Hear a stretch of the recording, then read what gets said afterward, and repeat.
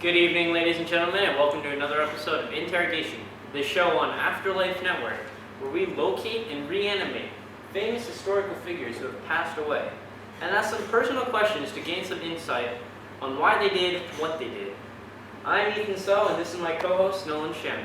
That's right, Ethan. And tonight we bring in one Jim Elliot. Wake up, Jim. The famous missionary who died at Operation Orca trying to reach a native tribe in South America that haven't been converted yet. Jim? Hi. Hey, welcome. I'm glad to be here.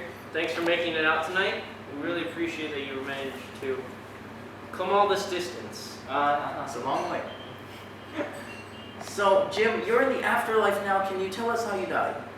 Well, no problem. I was speared to death by the Orcas when my companions and I made contact with them. Did it hurt? A lot. Where'd you get stabbed? Just there. In the chest? Yeah, well, it was like a lot of natives. Did it go through you? Yes, it did. It's a spear. Okay, Like, okay. Back to no, the no, task. no, no, no. Like, Are we gonna give it? Yeah, thank you. According to our sources, you had a gun when they attacked you. How come you didn't just open fire? well, for a moment, I was planning to. Like, my hand was inside my coat. You didn't want to get stabbed, right? It Well, would've hurt. Are we really going back to that now? Man, I want the details. We don't need details of how we... Please, can we just... well, it was like I was reaching for it, but then I remembered that each of the missionaries, we took an oath to not kill any of the Malakas who aren't converted, even if it's for our own safety. A noble cause indeed. Who else went with you? 4 other missionaries were killed along with me. They were Ed McCulley, Roger Udarian, Nate Saint, and Pete Fleming. Can I ask real quick, were they also stabbed to death? Yeah. With a spear Yeah. in the chest. Well, Neck, chest, leg? yeah. Oh, We should invite them sometime. maybe. I want to know details. Okay, enough. Alright.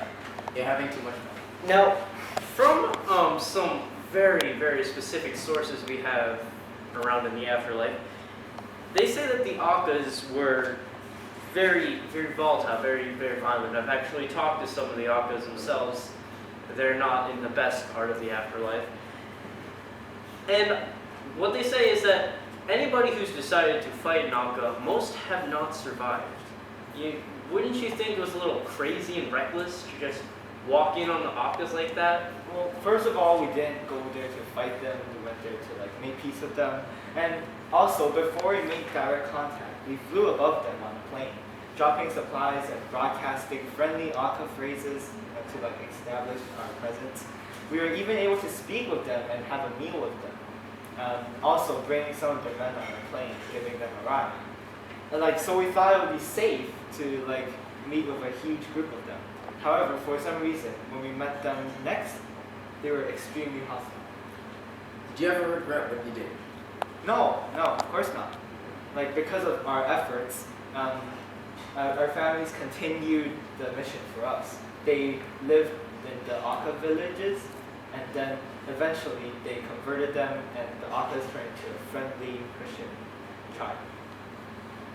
Now, what really puzzles me about your story is, what gave you the courage to do something as selfless and as brave?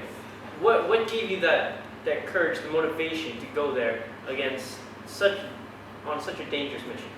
Well, like, ever since I was a little boy, of course I was a Christian ever since I was little, and like some other missionaries from other countries would visit us and tell us about their stories and about life on the missionary field, and I was like really interested in the stories, and my life goal was to spread God's word in a faraway country. And one thing that really impacted me the most was that a lot of people die in other countries without knowing about the love of God. Being a Christian, and I know you're asked this a lot, well, before you know, what was your favorite Bible verse?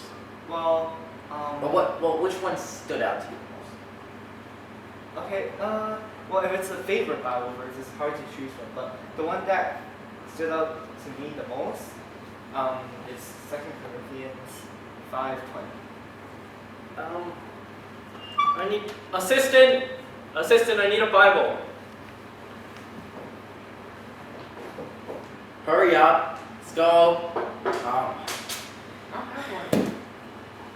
Why do we hire these interns around here? No, it's say- fine, I'm sure- I'm this sure. is a I'm sure very- your missionaries are better than our horrible assistants here. Well, this is a very we are. low budget TV series, so. This is the afterlife. Oh yeah, There is a no budget. budget. Alright. Okay. Sorry, I used to be a newscaster. You said I remember. We are there for Christ's ambassadors, as though God were making His appeal through us. Huh. That's deep. You tried to be an ambassador for Christ. Yeah, Even in that dangerous position. because like my mentality was that since God has given us mercy and saved us from eternal death, we should try to do the same thing with others and spread the gospel to them. So, by attempting to convert the Arcas, you were carrying out God's appeal. Exactly.